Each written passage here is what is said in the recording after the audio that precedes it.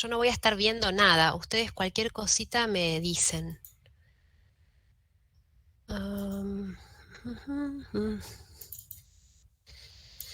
Acá. ¿Se ve algo? Sí, profe, se ve el Sí, Power. se ve. Joya. ¿Y ustedes a mí me ven? Porque yo a ustedes no los veo. Sí, sí, se ve, profe. Sí, también. Perfecto. Bueno, arrancamos entonces diabetes mellitus, segunda parte. Hoy vamos a ver, ahora vemos, ahora ya les digo que vemos. Bueno, esto me quedó de la... Sí, sí.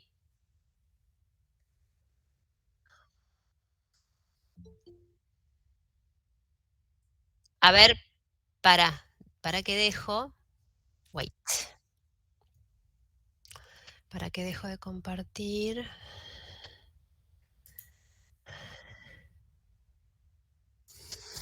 Ay, esa letrita me matas. A ver. A ver. Sí.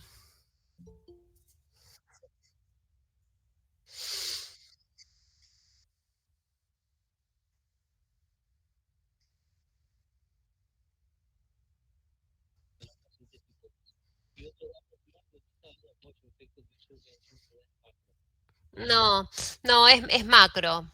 Sí, es macro. Pero es lo que decimos siempre con las fuentes secundarias, ¿viste? Como con el tema, con la fuente secundaria, están muy buenas para algunas cosas y para otras no tanto. Entonces, vos fíjate que todo lo que nosotros damos de bibliografía, además de los textos clásicos, son los ensayos. Claro, sí, ni hablar. Está en la pirámide, están arriba, ¿sí? Ensayos y arriba revisiones sistemáticas y arriba metaanálisis, ¿sí? No, de nada. Entonces, presentamos. Luan, ¿estás grabando ya? Dale.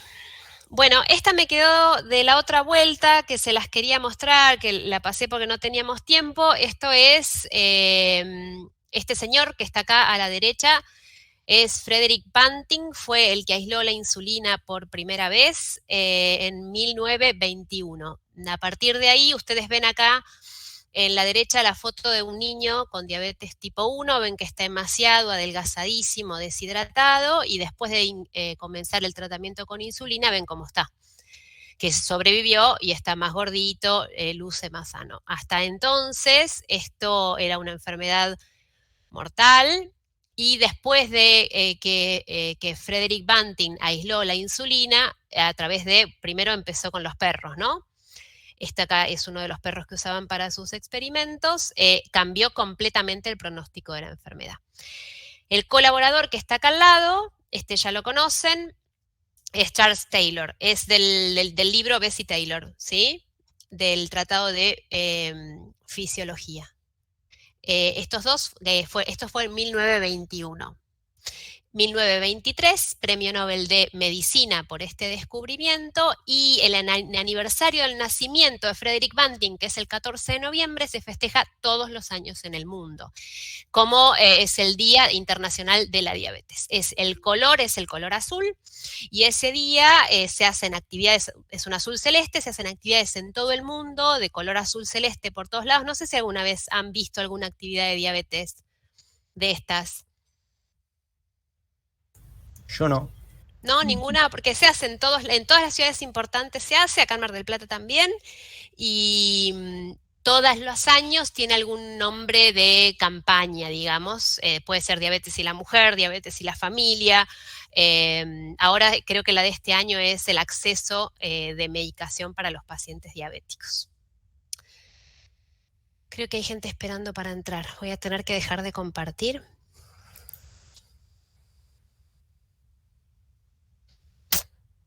A ver.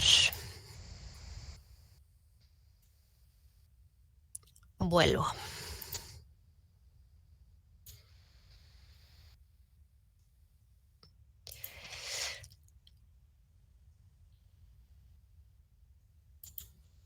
¿Ahí se ve? Sí. Sí, sí. Perfecto.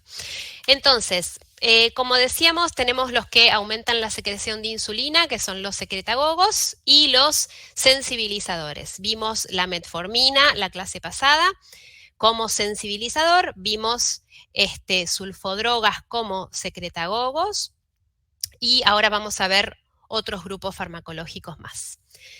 De nuevo, este cuadrito, hoy sobre todo vamos a ver las glitazonas, la pioglitazona y la rosiglitazona, que son sensibilizadores, las sincretinas, que algo charlamos en el taller de obesidad, que son los inhibidores de PP4 y los análogos GLP-1, y los inhibidores de la absorción de glucosa, que son las gliflosinas, inhibidores de SGLT2. Bueno, vamos con las glitazonas. Tenemos la pioglitazona y la rosiglitazona. Estas drogas son, ¿se acuerdan cuando vimos los fibratos en dislipemia? Bien, ¿se acuerdan que en fibratos dijimos que la molécula lo que hacía era meterse a la célula e interactuar con proteínas del núcleo y producía a través del aumento de síntesis de proteínas, se unía al PPAR alfa y inhibía la lipólisis. Este grupo de drogas lo que hace es unirse a la PPAR gamma, ¿sí? Y aumenta la expresión de genes. Sobre todo aumenta la expresión de los receptores GLUT2. ¿Se acuerdan dónde estaban los GLUT2? Perdón, los GLUT4. ¿En el músculo esquelético? ¿En las células beta del páncreas? Claro, sí, sobre todo en las células beta del páncreas. Entonces estos aumentan, ¿sí?, la captación de glucosa. ¿Sí? ¿Se entiende? Sí, sí. Sí, profe. Sí. Sí.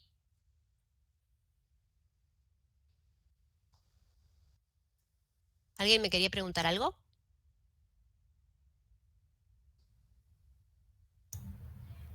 No.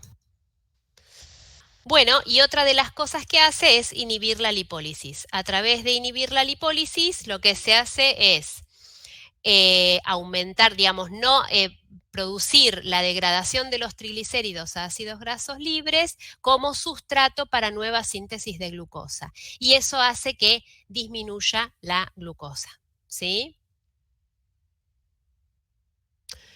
Bien, estas drogas se absorben por vía oral, tienen metabolitos activos, se metabolizan por este citocromo 2C8 y el efecto, acuérdense que el efecto es genómico, entonces lo vamos a ver, no lo vemos inmediatamente, ¿sí? Lo vemos en algunas semanas, en 4 semanas. Como efectos adversos tenemos aumento de peso, puede haber aumento de enzimas hepáticas y puede haber edemas y por esta razón supuestamente también aumenta de peso. Perdón, que hay gente que sigue entrando.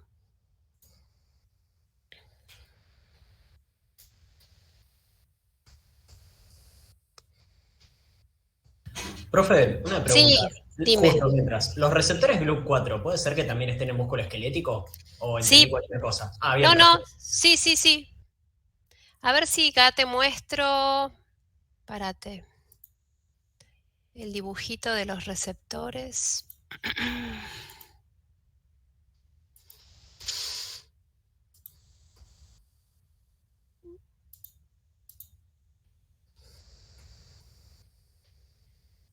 Acá, este es el de la célula beta, ¿sí? ¿Lo ven? O sea que si bien el músculo esquelético tiene receptores GLUT4, estos fármacos actúan sobre todo en las células beta del páncreas. Actúan y actúan también a través de los GLUT4 en el resto de las células y lo que hacen es sacarte glucosa de sangre. ¿Sí? Perfecto. O sea, aumenta el receptor, se mete la glucosa para adentro y por otro lado inhibe la lipólisis, muy similar a lo que hacían los fibratos, y tenés menos ácidos grasos libres. ¿Sí? Perfecto, gracias. Y tenemos este efecto de aumento de peso y de edemas que tiene relación con algo que ahora lo vamos a ver. ¿Estoy compartiendo? Acá. Pará. Perfecto. Acá. Bien. Acá ¿qué fue lo que se vio con estas drogas? Sobre todo, lo que se vio, ves, estas son drogas con, está rosiglitazona versus placebo y pioglitazona versus control y versus placebo. Y acá ven esto. Como pueden ver, lo que se ve es un aumento del riesgo de infarto de miocardio con rosiglitazona. O sea, había más mortalidad por infarto de miocardio con rosiglitazona. Esto es, de nuevo, este es un metaanálisis del Lancet y ven que hay aumento de riesgo de insuficiencia cardíaca. Por eso vieron lo de los edemas que vimos al principio. Puede estar relacionado con esto, de aumento del riesgo de insuficiencia cardíaca, y en mortalidad ven que están bien pegadito al 1, no tiene significancia clínica, ¿sí? Pero el problema fue la mortalidad. Esto fue en el año 2008 y es como que produjo todo un cambio en el concepto de investigación de drogas hipoglucemiantes. ¿Por qué? Hubo que retirarla del mercado, ¿sí? Entonces la FDA dijo, ahora tenemos que hacer estudios de seguridad cardiovascular para todas las drogas hipoglucemiantes. Ellos lo que estaban viendo era básicamente que bajara la glucemia, los estudios habían dado bien, pero después de comercializado, cuando ven ese aumento de riesgo de infarto y de insuficiencia cardíaca, hubo que sacarlo del mercado. A partir de ahí, año 2008, la FDA exige los estudios de seguridad cardiovascular en todas las drogas hipoglucemiantes. De todas formas, esto después se hicieron otros metaanálisis, estudios más grandes y ya no se lo relaciona tanto con esto de la mortalidad, por eso sobre todo la pioglitazona se sigue usando. Y las indicaciones son, sobre todo, como segunda droga en pacientes sin riesgo cardiovascular. O sea, la primera, ¿cuál es? La que elijo siempre yo. ¿Metformina? La primera es siempre la metformina y en algunos pacientes puedo elegir esta como segunda droga. ¿Que lo que hace qué es? La metformina es insulino sensibilizante. ¿Y esta qué es?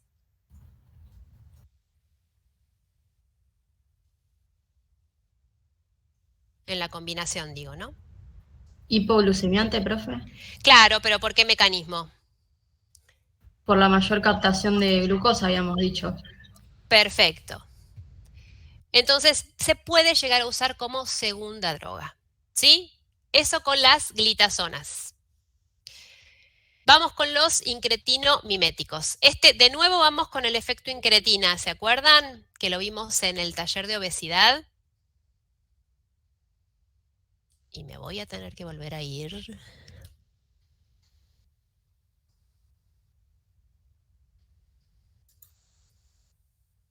¿Alguien me quiere ir contando del efecto incretina?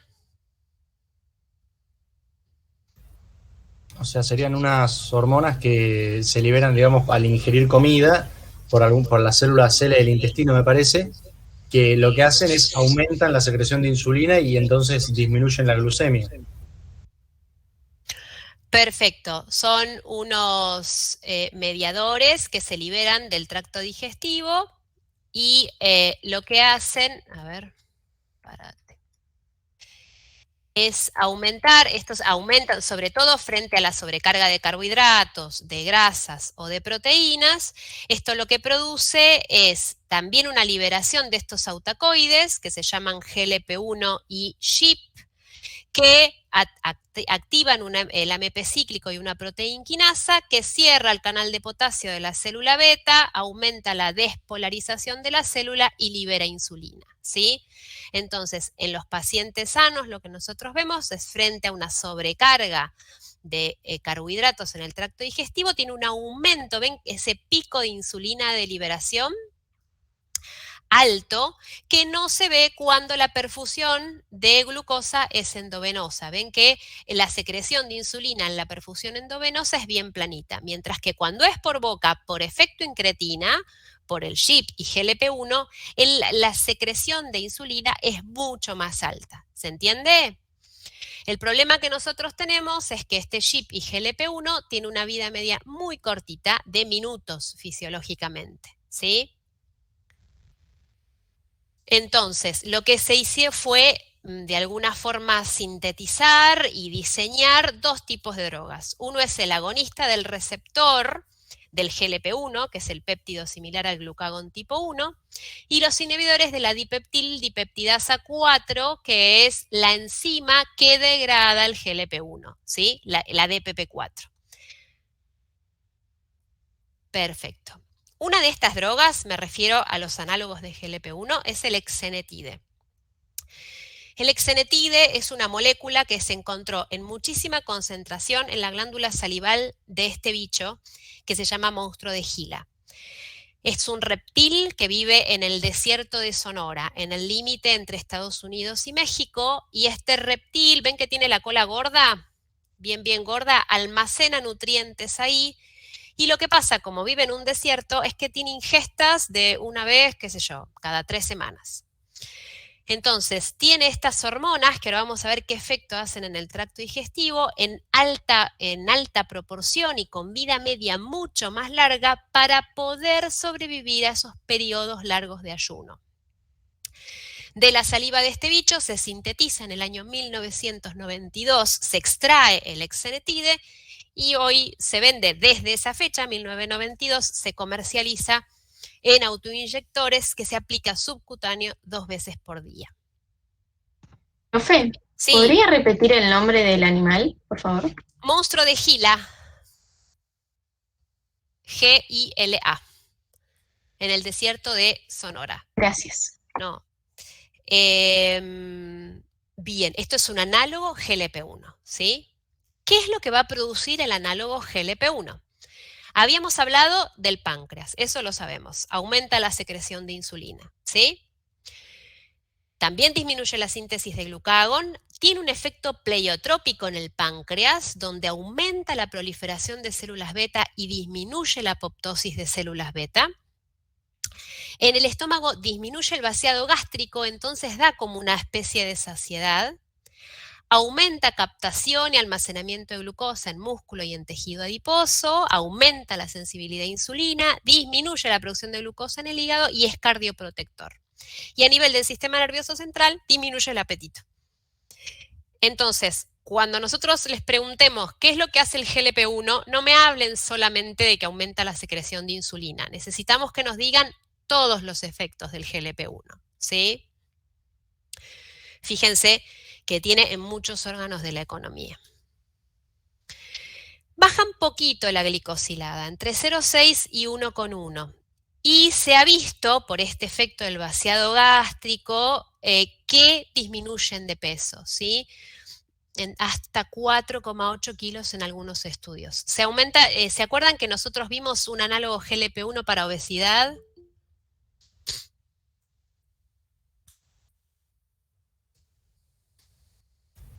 Sí, pero me olvidé. ¿Cuál era? Para que ahora toca.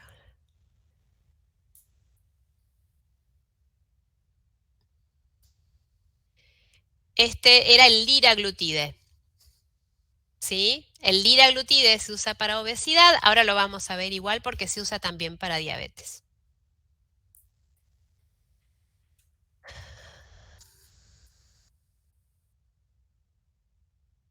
Perfecto. Acá tenemos el liraglutide, el primero que tenemos acá. Se titula, se da 0,6, después se aumenta. No estás compartiendo pantalla, por favor. La pucha. Qué raro, si yo... A ver.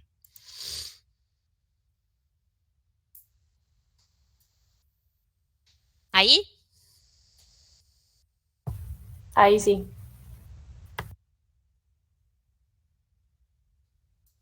Para que lo pongo que se vea grande.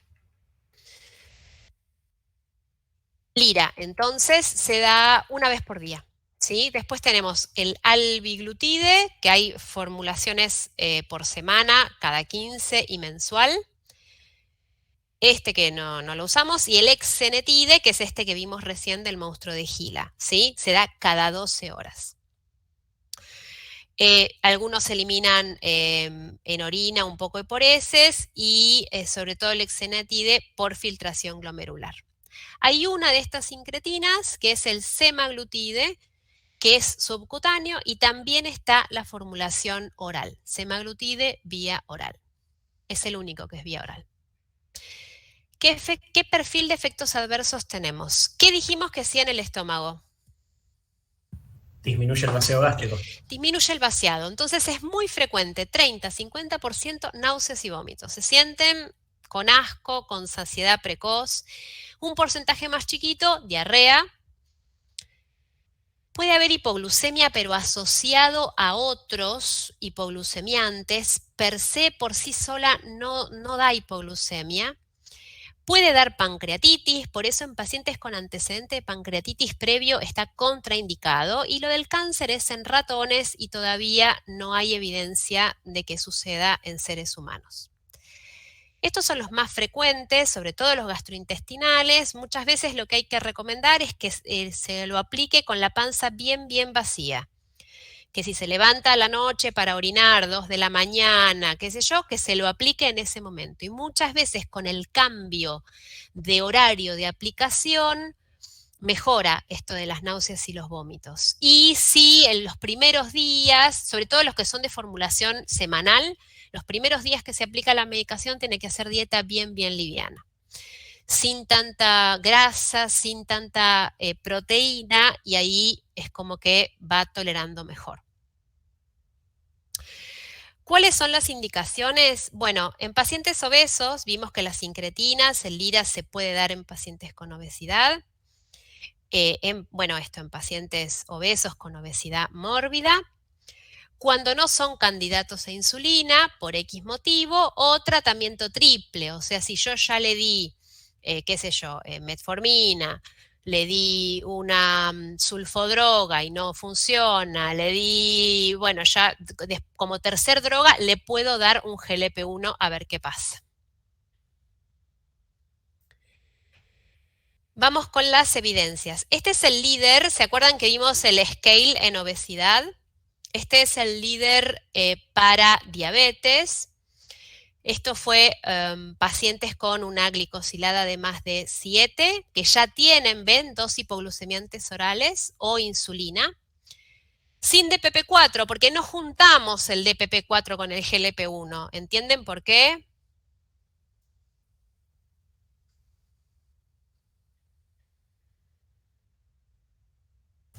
¿Porque aumentaríamos mucho el efecto? Claro, y puede haber sumatoria de efectos adversos. Entonces, habitualmente cuando yo doy un GLP-1 no doy un DPP4 y viceversa, ¿sí? El outcome primario fue el evento muerte cardiovascular, IAM no fatal o ACV no fatal, y como ustedes ven hubo una disminución bastante importante de el outcome primario y de mortalidad cardiovascular, no así en el IAM y en el ACV no fatal. O sea que parece que tiene un perfil vascular protector.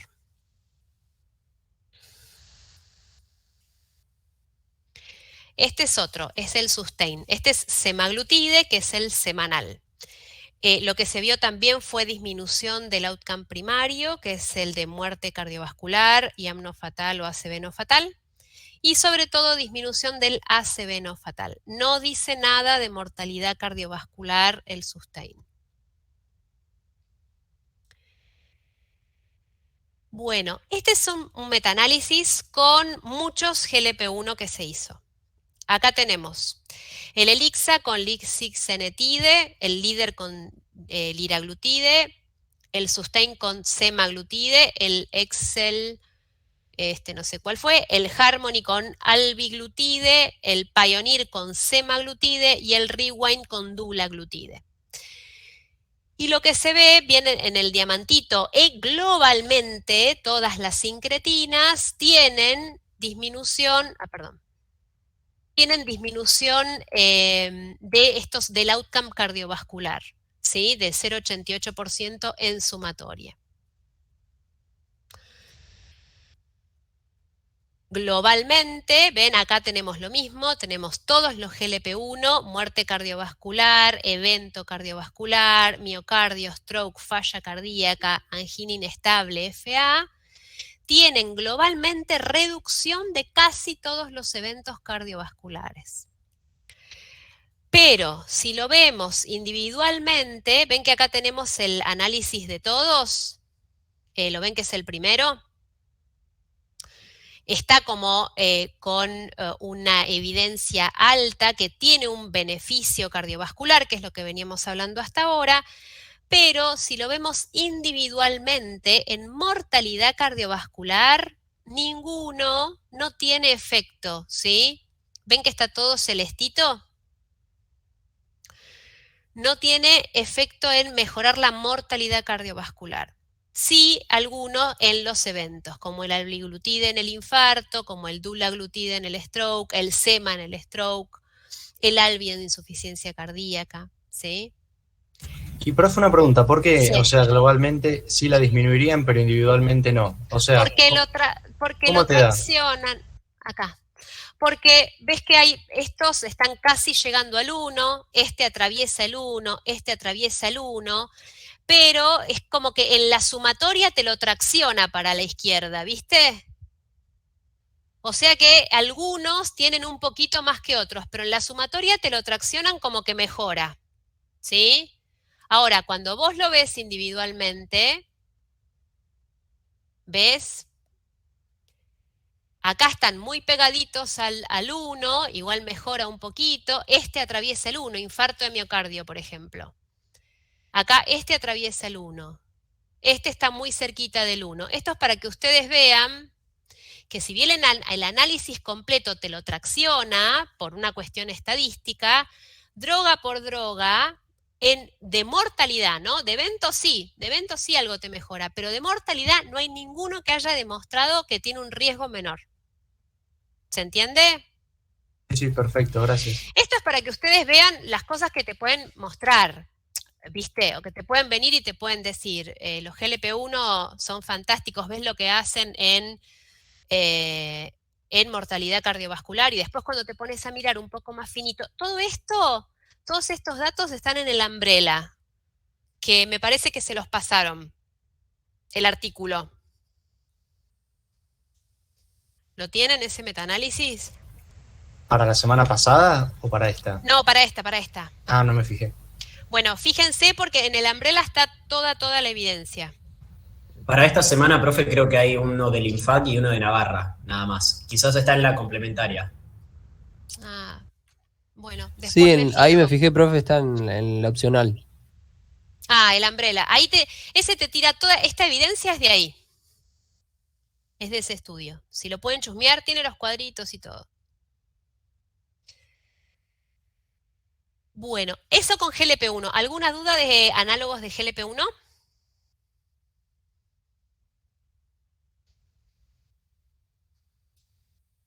¿Nada? Ah, creo que había alguien para.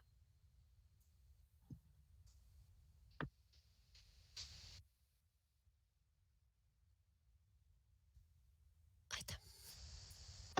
O sea, profe, como para cerrar esta idea que me parece que la mencionaron y no me acuerdo bien, los GLP-1 no se pueden combinar con estos que vamos a ver ahora, No, DPP-4. No, con DPP-4 Bien. no. ¿Por qué? ¿Qué te hace el DPP-4? Y ahora vamos al DPP-4.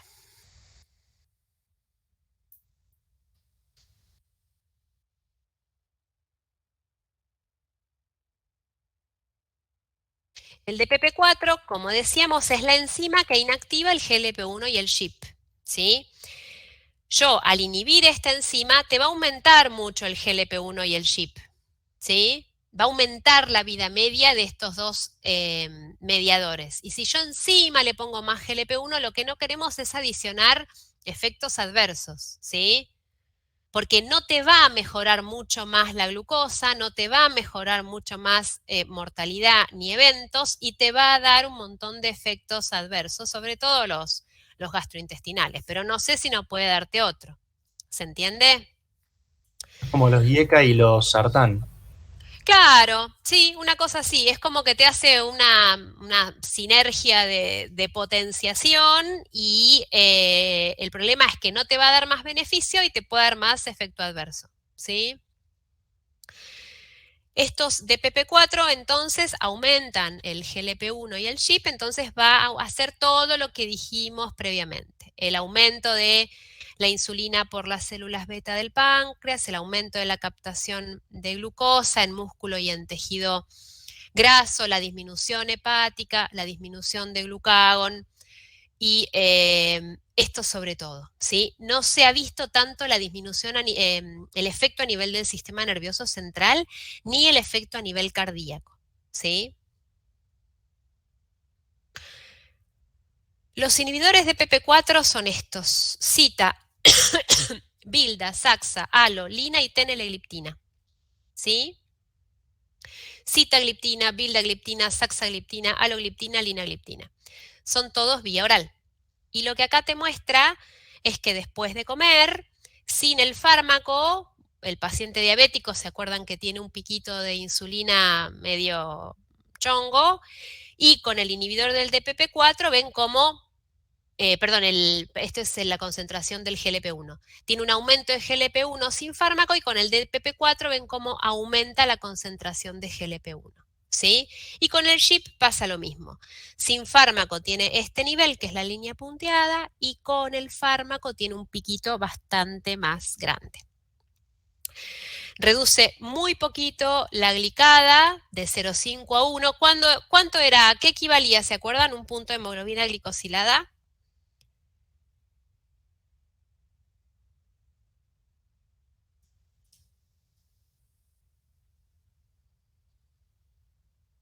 ¿Se acuerdan a qué equivalía un punto de hemoglobina? No me acuerdo, profe. Es más o menos 30 a 35 miligramos de cilitro de glucosa, ¿sí? O sea que ven que no reduce demasiado. Reduce 18 miligramos de la glucemia en ayunas y en el 40% una hemoglobina menor a 7 como segunda droga. No se da de primera línea. Estos son los distintos tipos. La vida media es bastante intermedia o larga. Se excreta por orina, por heces, la saxa por vía renal y la linagliptina es la que se da en insuficiencia renal, ¿sí? Porque casi todo se elimina por tracto digestivo y muy poquito por orina. Linagliptina. Esa no se ajusta. Vamos con los efectos adversos de los DPP4. Puede dar rash, angioedema, infecciones nasofaringias e urinarias bastante frecuente, hasta un 40% de los pacientes. Y no se sabe qué pasa en cuanto a pancreatitis aguda y cáncer, que es la otra posibilidad. De nuevo, se ha visto en modelos animales, pero no se ha demostrado en personas. Distintos estudios que tenemos con las gliptinas. Sobre todo, como importante que está marcadito acá, es el sabor con saxa, que aumentó el riesgo de hospitalización por insuficiencia cardíaca. ¿Ven ahí 1,27? Eso se vio con el sabor. No se reprodujo en ningún otro estudio a posteriori. Y acuérdense, este es un dibujo que te muestra la edad y la prevalencia de la enfermedad. Ustedes ven que en los no diabéticos, que es la línea roja, como el aumento de prevalencia e insuficiencia cardíaca en los diabéticos, ¿no? Que es la línea celeste. O sea, per se, la diabetes aumenta el riesgo de insuficiencia cardíaca. No sabemos si esto es solamente por la saxa o es por los pacientes elegidos en este estudio, pero ya el diabético tiene aumento de insuficiencia cardíaca. De todas formas, en pacientes con insuficiencia cardíaca, saxagliptina no elegimos, ¿sí? Y ahí son otros estudios, la alogliptina y la sitagliptina, que fue el TECOS. Bueno, vamos con la evidencia. ¿Ven que tiene en cuanto a eventos cardiovasculares, eventos adversos mayores, muerte cardiovascular, infarto, stroke, falla y angina inestable? Ven que todos están cerca del 1 o atraviesan el 1. No sabemos realmente qué efecto tienen estos DPP4. Si ven en la tablita, ven que está toda pintada de celeste. Celeste es que no tiene efecto. en ninguno de estos eventos, y sí está marcadito con rosa la saxa con la insuficiencia cardíaca, que es lo que vimos recién, ¿sí? Pero no tiene eventos. Yo les digo esto ¿por qué? Porque cuando cursan medicina interna le dicen, ¿cómo les dicen que DPP4 no se da, que DPP4 no sirve? Si DPP4 sí, se da un montón el DPP4 y se prescribe un montón el DPP4. Pero sepamos que es con esta evidencia, ¿sí? No tiene demasiado efecto en ningún tipo de evento cardiovascular ni en muerte, ¿sí? Esta es la evidencia del DPP4, que se dan un montón. Baja un poquito la hemoglobina glicosilada, pero después no tiene otro efecto beneficioso para el paciente y eso hay que saberlo. Sin efectos entonces en outcomes cardiovascular. Entonces, ¿cuándo damos, me preguntarán ustedes, el DPP4? Se puede dar muy discutido en pacientes cuando no toleran la metformina como monoterapia. Se puede dar como segunda droga en pacientes sin riesgo cardiovascular, porque como vimos no tenía efecto en el riesgo cardiovascular, pero es una indicación muy discutida. Y la única que estaría más o menos cerca de la evidencia es en el paciente frágil o muy anciano, viejito, con insuficiencia renal crónica, que no le puedo dar metformina, que está con deterioro cognitivo, que no tiene un buen performance status y que no lo voy a andar pinchando con insulina ni con un GLP-1, sería una opción. Paciente frágil o muy anciano. Esa sería la indicación. Les digo porque en la calle igual van a ver un montón de pacientes diabéticos con DPP4, muchísimos. Profe, una cosa, Sí. antes de que sigamos con eso. O sea, nosotros me voy armando como un esquema, ¿no? Sí. En un paciente sano, no sano, que tiene diabetes de 50 y pico años. Sí. Primera línea, damos metformina. Segundo, Sí. las sulfurias. Tercero, insulina. Y después estos que estamos viendo ahora. No. Ahora vamos a ver un cuadrito que más o menos es un algoritmo de cómo lo vamos haciendo. ¿Qué pasa? Toda la evidencia, vino una evidencia fuerte de los GLP-1 y los inhibidores de SGLT2, ¿sí? Que ya los vimos en insuficiencia cardíaca. Esa evidencia va como creciendo en el tiempo y ya como que va tomando lugar más arriba, cada vez más arriba. No tan arriba como la metformina, pero sí muy arriba. Entonces, según el perfil del paciente, si tiene insuficiencia renal, si tiene microalbuminuria, si tiene obesidad, si tiene enfermedad cardiovascular establecida, voy eligiendo después de la metformina cuál le pongo, ¿sí? Alguno de estos. Si es un inhibidor de SGLT2 o un análogo GLP-1 o una sulfodroga o una glitazona, y cuando no funciona con algunos dicen 3 drogas vía oral, por ejemplo, puedo dar un GLP-1 y cuando no anda con el GLP-1 ahí insulinizo. ¿Se entiende? Sí, se entiende. Ahora igual, al final de todo termino la charla con el cuadrito este que lo tienen ustedes, es el del INFAC. Lean el del INFAC porque te resume muchísimo, está buenísimo. Es cortito y te dice todo al pie. Profe, perdón, todo este algoritmo que estás mencionando en caso de que no tenga indicación para insulina.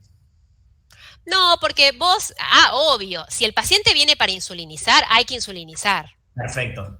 Y lo vamos a ver en el TP, porque hay casos de paciente que viene, que vos lo ves en el consultorio por primera vez y está para insulina. Paciente que perdió 30 kilos en 2 meses, deshidratado, taquipneico, emaciado, ese paciente insulina ya, o en ese día, ¿se entiende? ¿Se entendió, Julián? Obvio. Si no, es el manejo crónico del paciente que da tiempo y que vos lo podés manejar con las otras herramientas terapéuticas antes. Excelente. Bueno, ISGLT2. Venimos con ventaja porque ya lo vimos en insuficiencia cardíaca. Inhibidores de este transportador que está en el túbulo contorneado proximal de sodio-glucosa, ¿Qué es lo que pasa normalmente con el riñón y la glucosa? La glucosa que se filtra se reabsorbe. El 90% por el SGLT2, el 10% por el SGLT1. Y nosotros tenemos un umbral para esto. Cuando la glucemia en sangre está arriba de 180 miligramos decilitro, se filtra glucosa. ¿Sí? Eso pasa normalmente. En el diabético ese umbral aumenta a 220, 240, ¿sí?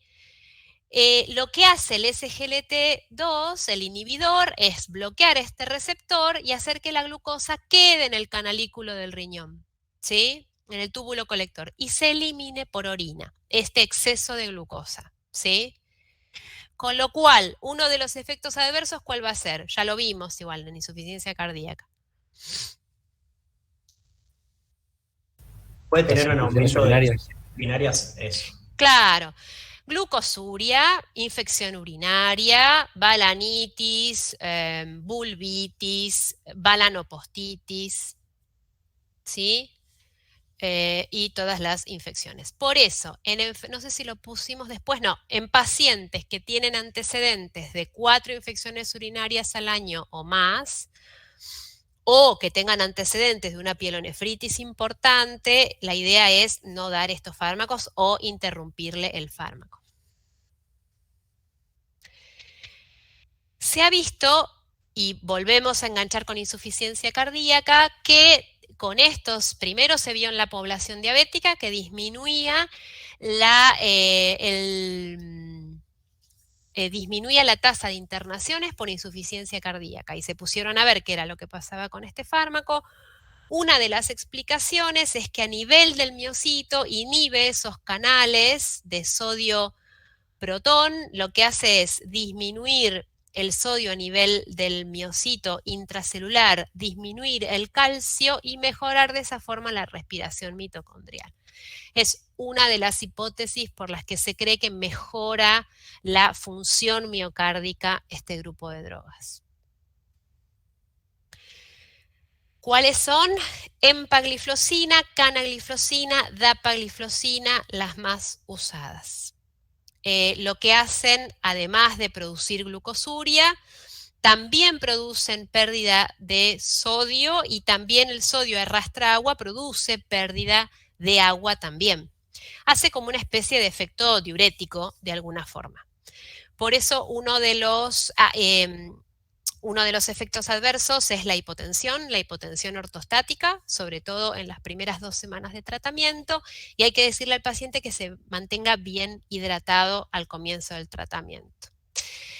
Otra cosa que se vio, además de la protección cardiovascular, se vio la protección renal. Aparentemente disminuye la tasa de microalbuminuria y disminuye la progresión e insuficiencia renal crónica.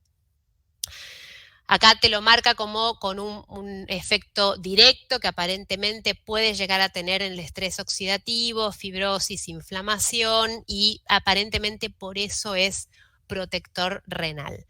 Se da en pacientes con clearance mayores de 30, pero se está viendo qué sucede con clearance menores de 30, 20, 15, ¿sí? Bajan también, ven que poquito la glicosilada, entre 0,4 y 1,1, disminuyen la presión arterial, por esto que decíamos, porque actúa de alguna forma como un diurético, y producen una discreta pérdida de peso. Se dan por boca, tiene buena disponibilidad, alta unión a proteínas, se da una vez al día. Se metaboliza por hígado y se elimina por riñón. Acá dice clearance menor de 45, pero se da con menos de, hasta 30 se pueden llegar a dar, incluso menos también. Esto que ya me dijeron ustedes. Hipotensión, puede haber cetoacidosis, y una cosa que se vio con la cana y no se vio con el resto de las gliflocinas es amputaciones no traumáticas. No se sabe bien por qué, parece que tiene que ver con amputaciones, con incluso gangrena de Fournier, ese tipo de perfil de efectos adversos. Eso se vio en el estudio Canvas, por lo cual pacientes diabéticos. Ustedes saben que el paciente diabético, una de las enfermedades o daño de órgano que tiene es el pie diabético, ¿sí? Por vasculopatía, por neuropatía, por alteraciones del apoyo. Cuando el paciente tiene alteración y antecedente de úlcera crónica, de amputación por pie diabético, antecedente de osteomielitis crónica, no debiéramos dar canagliflozina. Y si doy alguna otra gliflozina, con controles, ¿sí? Con control del pie. ¿Se entendió eso?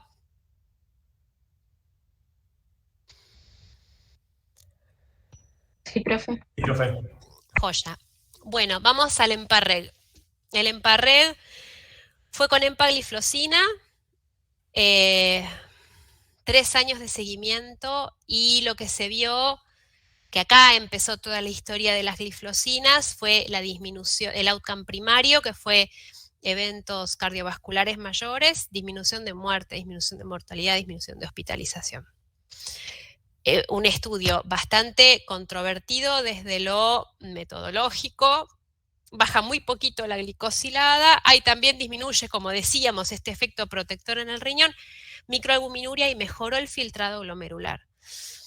Criticado, porque tiene varias enmiendas en cuanto al análisis de los datos, no metió aparentemente en el análisis YAM silente, por ejemplo, y hay muchas muertes de origen incierto. Entonces, bueno, son esos estudios que también, si bien demostró todo este perfil a nivel cardiovascular, son también estudios que uno los toma medio que con pinzas. El Canvas es el que yo les contaba del canagliflozina. Lo que vio sobre todo es disminución del evento, de los eventos cardiovasculares mayores, y hospitalización por insuficiencia cardíaca. Vio descenso de TA, descenso de hemoglobina también poquito, y un poco de descenso de peso. Y el clearance más de 30. Y esto que se vio con la cana, riesgo de amputaciones alto y riesgo de fracturas, ¿sí? No se sabe bien por qué. Declare fue con dapagliflozina, y se vio la disminución de hospitalización por insuficiencia cardíaca en 0,73, y el Credence con cana, otro con cana, pero este era 100, y el Canvas era con 100 o con 300. También disminución de hospitalización por insuficiencia cardíaca. Ven que estos son los precursores, ¿sí? Cuando ven esto de la insuficiencia cardíaca es que empiezan a ver qué pasa con los pacientes con insuficiencia cardíaca no diabéticos, ¿sí? Que lo vimos antes, ¿se acuerdan?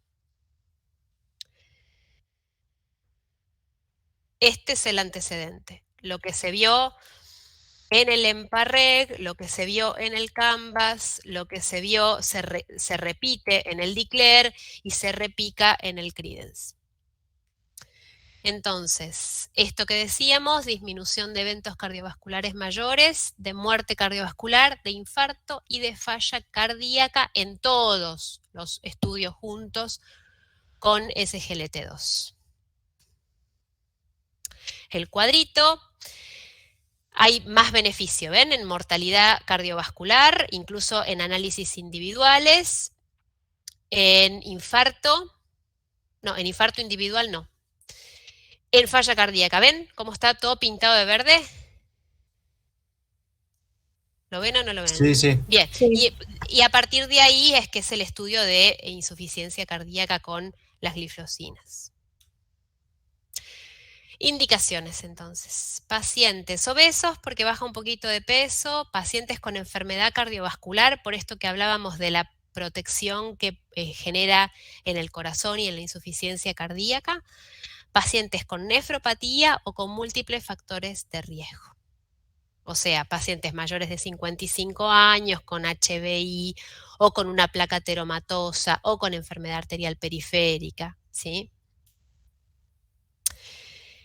Y ahora, y terminamos acá con los fármacos, ¿sí? Después les muestro el algoritmo ese que vos me preguntabas, Lucio, que ahí te dice bien qué droga elegir. Igual, como siempre, es todo muy artesanal. Vamos con la bariátrica, que ya lo hablamos un poco en obesidad, pero esta sería la indicación para pacientes diabéticos, ¿sí? Esto ya lo vimos, cuarta encuesta nacional de factores de riesgo, ven que tenemos sobrepeso y obesidad de un 61.6% de la población por autorreporte. Estos son los tipos de cirugía bariátrica y cuando se aplica en pacientes, ¿cuál era la indicación de bariátrica?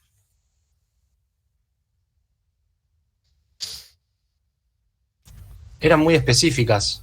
Sí. Pero más o menos, ¿con qué BMI se operaban?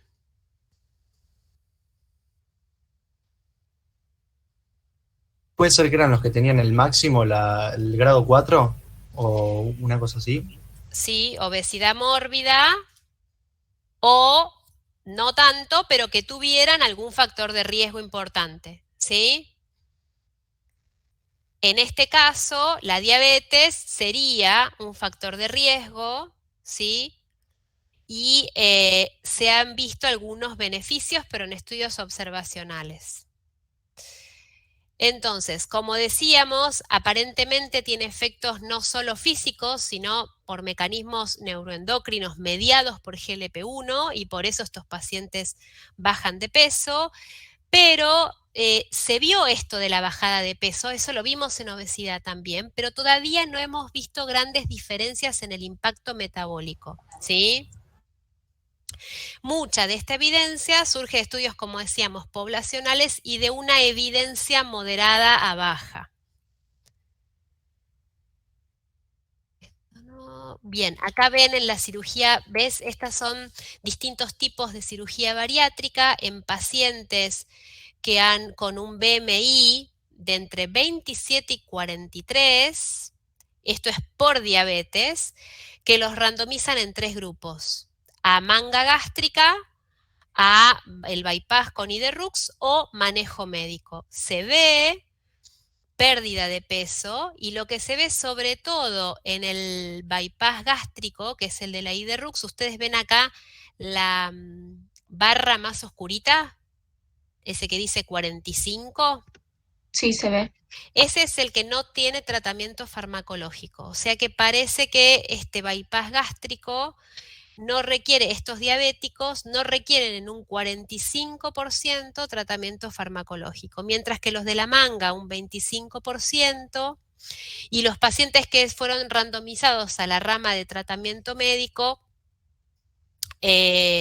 todavía siguen con drogas para la diabetes.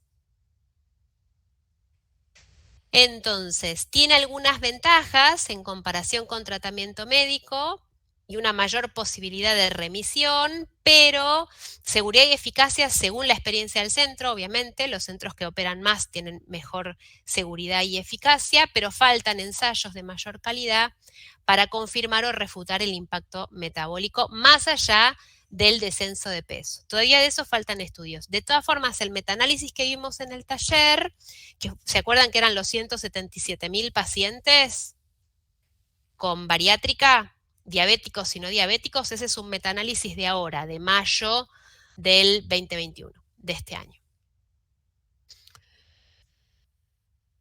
Bien, eso en cuanto a tratamiento no farmacológico, que esto es para que sepan que algunos pacientes diabéticos tienen indicación cuando tienen BMI muy alto, y me refiero arriba de 40 de cirugía bariátrica metabólica, pero sepan que la calidad de evidencia es pobre y que surge de estudios observacionales, ¿sí? Y este es el cuadrito que les decía. ¿Se ve bien? Sí. Bueno, arrancamos con metformina siempre, salvo que tenga un clearance menor a 30, que como saben ahí yo ya no puedo iniciar metformina. Tengo que iniciar otra droga. Sí, ahí me fijo el objetivo, bueno, si es anciano, si tiene, qué antecedentes tiene el paciente, si es joven, si tiene más o menos de 10 años de diabético y se reevalúa de 3 a 6 meses. Si no llego al objetivo, ahí tengo distintos segundos, este sería como una segunda línea. Si tiene enfermedad cardiovascular, ¿ven que cómo subió de escalón el ISGLT2 y el GLP-1? Están como una segunda línea con enfermedad cardiovascular. El ISGLT2 si tiene insuficiencia cardíaca, ¿sí? No usar pioglitazona, que ya lo vimos por qué, que era lo que producía la pioglitazona.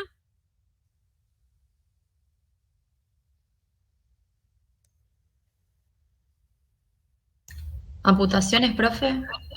No, la pioglitazona fue la primera de todas, que es la que produjo aumento de mortalidad y aumento de infarto. ¿Se acuerdan? ¿Se acuerdan? Fue el primer grupo que vimos. Ni la Saxa porque producía, ¿se acuerdan en el estudio ese, aumento de insuficiencia cardíaca?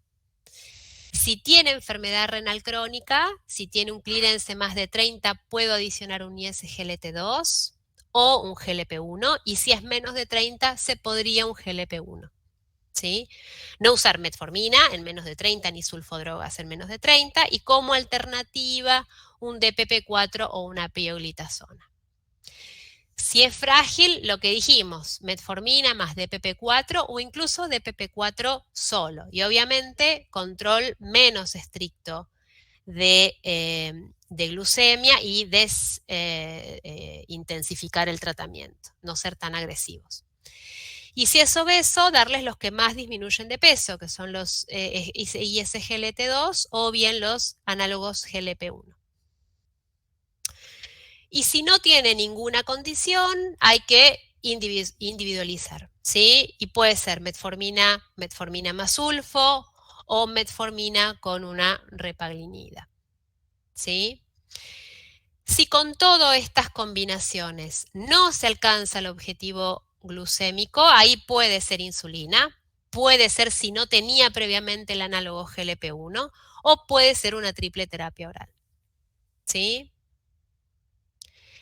Es muy artesanal, chicos, este rompecabezas. Es bastante individual, pero cuando ustedes ven grupo por grupo farmacológico, cuáles son los que tienen mayor perfil de seguridad en evento cardiovascular, lo uso en pacientes con enfermedad cardiovascular establecida. Cuando se vio que mejoraban la insuficiencia cardíaca que el paciente tiene insuficiencia cardíaca y uso el grupo que mejora la insuficiencia cardíaca, que es la glitazona, más metformina siempre, ¿sí? Si es renal crónico, uso los que puedo dar con clearance disminuido, que puede ser GLP-1, puede ser DPP4 si el paciente es frágil, ¿sí? Y si el clearance es entre 30 y 60, puedo elegir un ISGLT2. Si es obeso, los que bajan de peso, GLP-1 y ISGLT2, ¿sí?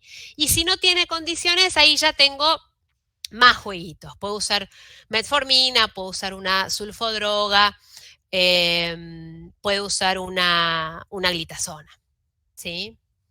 ¿Se entendió esto? Sí, profe. Iba a preguntar, ¿de dónde es este cuadrito?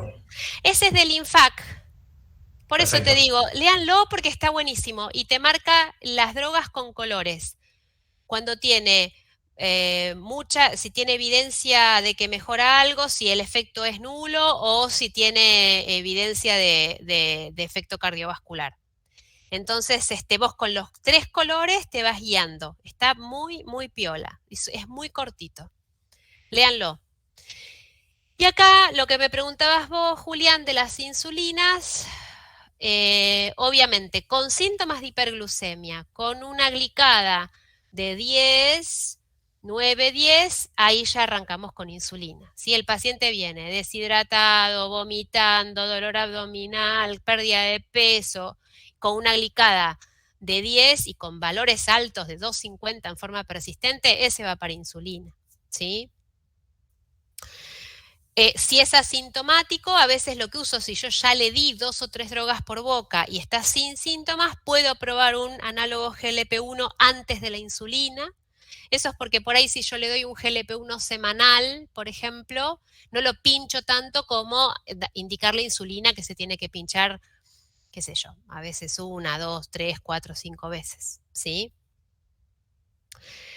Si la preferencia es la vía oral, porque el paciente no se quiere pinchar o no se puede pinchar, bueno, ahí elegimos la triple terapia oral y también le hice las combinaciones no recomendadas, ¿sí? En lo que dijimos, DPP4 más GLP-1, las sulfodrogas más las repaglinidas. Repaglinidas no las dimos porque no son tan usadas, usamos todas las otras. Y después te dice este cuadrito, ajuste del tratamiento, todas las medidas que tenemos que hacer. Siempre mantener la metformina dentro de lo posible. La pioglitazona hay que disminuir la dosis o directamente suspenderla cuando arranco la insulina. Cuando yo arranco la insulina, tengo que sacar todos los fármacos que pueden producir hipoglucemia, ¿sí? Pioglitazona, sulfodrogas, que es secretagogo, todo eso lo saco cuando doy insulina, ¿sí? O lo disminuyo. Sulfodrogas, finalizar o disminuir. Y cuando doy GLP-1 también. Y cuando doy ISGLT2 también. Tengo que suspender o disminuir a la mitad la dosis, hasta que yo vea cómo vienen los valores de glucemia con el nuevo tratamiento, ¿sí? Y si viene con insulina, al añadir el ISGLT2, no disminuir la dosis en forma abrupta. Puedo disminuir un poquito la dosis de insulina, qué sé yo, un 20%, y agrego el ISGLT2 y veo cómo vienen sus valores de glucemia, ¿sí? Y después veo, si necesito titular, retitulo. El tema es que cuando yo agrego insulina, cuando yo agrego alguna otra droga, cuando el paciente ya tiene 1, 2 o 3 drogas previas, tengo que bajar un poquito la concentración de las que ya tiene, porque lo que yo quiero evitar, ¿qué es? Una hipoglucemia. Claro, el efecto sumatorio de todas las drogas y que no me haga una hipoglucemia, ¿sí? Que eso es lo que más riesgo tiene el paciente. Bueno, unas palabritas de índice glucémico. ¿Algo más de tratamiento farmacológico? Acuérdense de las intervenciones de estilos de vida, ahora vamos a volver sobre eso. ¿Algo más? Profe, yo tengo una pregunta respecto Sí. a la cirugía bariátrica. Bueno, supongo que debe ser bastante cara. ¿Eso lo cubre la obra social o el sistema público? ¿Está la opción? ¿O cómo se manejan? Es difícil, tiene que tener una indicación muy, muy fuerte, pero es difícil. En salud pública no, seguro que no. No. Tiene que tener obra social y el problema es que el seguimiento se hace creo que 1 año y después no tienen seguimiento. Y eso es un problema. Porque necesitan seguimiento psicológico, seguimiento nutricional y es un problema. Creo que hacen 1 año y nada más. Está bastante discutido el tema. Pero bueno, ya te digo, para obesidad, viste que demostró disminuir mortalidad. Pero tiene que cumplir un montón de requisitos, o sea, haber fracasado muchas veces, haber hecho varios tratamientos farmacológicos, tener determinado estatus psicológico, tiene que cumplir un montón de requisitos para que lo puedan operar.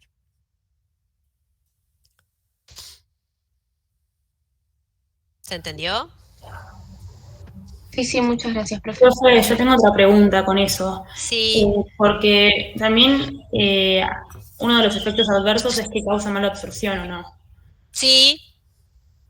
Por eso mismo también habría que tener cuidado después, como decís vos, el seguimiento. Sí, chicos, es tremendo. Hay mala absorción de vitamina E, de proteínas, de vitaminas. Yo vi una chica que quedó demenciada después de la bariátrica. Te hablo de 15 años atrás, donde la cuestión no se les hacía bien seguimiento en los suplementos, en las vitaminas, en cómo deben comer. Los operaban y el seguimiento no era muy bueno y quedó demenciada la chica. Tendría 30 y pico de años. Es tremendo. Por eso te digo, hay que hacer un seguimiento más a largo plazo de esos pacientes. Estaban haciendo un estudio en la clínica Colón de eso. No sé bien qué pasó. Tendría que averiguar. Estaba Nora Fuentes, ustedes la ubican, es docente de la escuela también. ¿La ubican? Sí, sí. Bueno, ella estaba con ese estudio de bariátrica en la Colón. Le tendría que preguntar a ver en qué quedó. Pero sí, hay que regular bien toda la cuestión que no pueden absorber. Porque se asocia obviamente de una mala absorción. Vos le sacás el estómago, es como, viste, los gastrectomizados, que les tenés que dar vitaminas parenterales 4 veces al año, ¿viste? Que les tenés que dar B12 y qué sé yo, porque vos tenés la secreción del estómago, secretás factor intrínseco, que es el que ayuda a la absorción de la vitamina B12, entonces al no tener o sacar la mayor cantidad de células que te fabrican el factor intrínseco, si sacás el estómago, todo eso lo tenés que dar por algún lado, ¿sí? Bueno, todo eso tiene que estar hiperregulado por el médico nutricionista, por la nutricionista. Bueno, ¿seguimos? Ya no falta nada.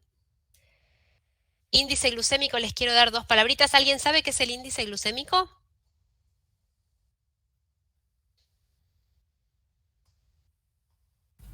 No. Bien, el índice glucémico es una forma de comparar cuánto sube la glucosa en sangre, los carbohidratos, a qué velocidad se absorbe la glucosa en sangre de los distintos carbohidratos. ¿Comparado con qué? Con la glucosa, ¿sí? La glucosa tiene el mayor índice glucémico y lo que yo hago con el resto de los carbohidratos es ver en cuánto, comparándolo con la glucosa, si es mayor, menor o igual a 100, que es el parámetro. Acá les muestro. Los alimentos con alto índice glucémico, o sea, arriba de 70, muy parecido a la glucosa, son estos, son los cereales, batata, papa, frutas, chocolate, maíz, banana, todos estos, o incluso hasta arriba que la glucosa, rápidamente te suben en sangre la glucosa plasmática, ¿sí? Mientras que los que dijimos antes, ¿se acuerdan los que cuando tienen fibra, que hay que comer con la fibra porque eso hace que la absorción de la glucosa sea más lenta? Serían estos, sobre todo, las legumbres, las hortalizas, las frutas enteras, la manzana con cáscara, la pasta seca, el arroz, ven que tienen un índice glucémico moderado.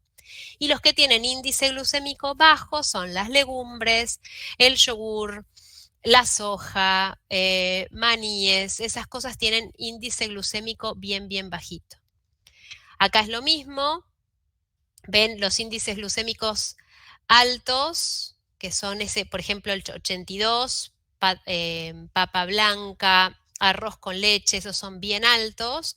Las frutas tienen un índice glucémico intermedio y bajo, y después todo lo que es granos, legumbres, tienen índice glucémico bajo. Los lácteos también bajo y las verduras índices glucémicos re bajitos. Entonces, como lo que yo tengo que hacer es disminuir la velocidad de absorción de la glucosa y que no haga esos picos tan altos de glucosa en sangre, tengo que decirle a los pacientes sobre todo que consuman alimentos con índice glucémico moderado bajo, ¿sí? Dentro del plato que vimos, ¿se acuerdan que vimos el plato saludable con verduras y qué sé yo? Las verduras y los carbohidratos que yo tengo que elegir tienen que ser estos, índices glucémicos bajos o moderados, ¿sí? Porque a veces el paciente dice, bueno, qué sé yo, verdura, fantástico, yo como todos los días verdura, qué bueno, ¿qué comes? Y como papa, batata y zapallo naranja. Bueno, eso es una verdura, es cierto, pero tiene índices glucémicos altísimos. Yo tengo que elegir las verduras que tienen, ¿ves? Estos índices glucémicos bajos. Brócoli, pimiento, repollo, apio, lechuga, espinaca, ¿sí? Esto es lo que hay que explicarle al paciente. No todas las verduras tienen el mismo índice glucémico, ¿sí? Y no todas los hidratos de carbono, porque no es lo mismo consumir legumbres, qué sé yo, por ejemplo, acá donde hay cereales integrales, ponele, que tiene índice glucémico de 69, a comer papa, por ejemplo, o arroz blanco, que tiene un índice glucémico mucho más alto, ¿sí? No es lo mismo comer garbanzo, que tiene índice glucémico de 33 y es un carbohidrato, a comer papa, ¿sí? Que tiene un índice glucémico mucho más alto. Bueno, y eso es todo, chiquis. Acuérdense de leer lo del INFAC, que está buenísimo.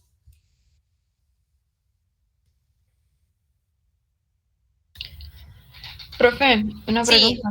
¿Esta clase de obesidad van a subir o no? No tengo idea. Calculo que sí, me parece que se grabó, ¿no? No sé. No me acuerdo. Profe, No tengo- igual si sí. no pueden subir la clase grabada, ¿no podrían subir la Biblia y el Power o algo para que nosotros tengamos? ¿De qué? ¿De obesidad? Sí. La Biblia la subieron ya.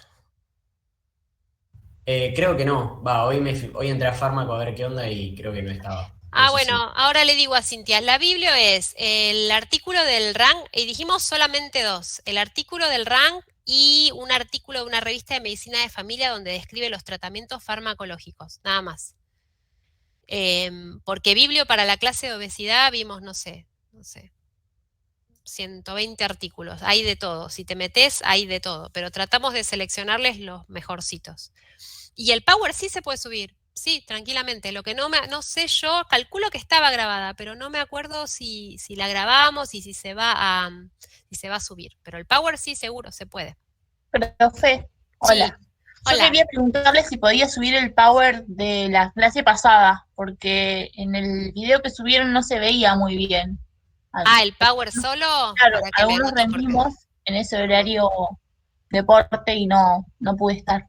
Power solo de diabetes 1 y obesidad, el Power de obesidad y la Biblio de obesidad. Eso falta. ¿Sí? Perfecto, profe, gracias. Dale, yo ahora le digo a Cintia, porque yo la verdad que no lo sé hacer a eso. Bueno, chiquitos, dudas, preguntas, consultas de diabetes. Si querés, Luan, ya podés cortar, ¿eh? No sé si estás por ahí. Dale. Dale. Duda, pregunta, consulta.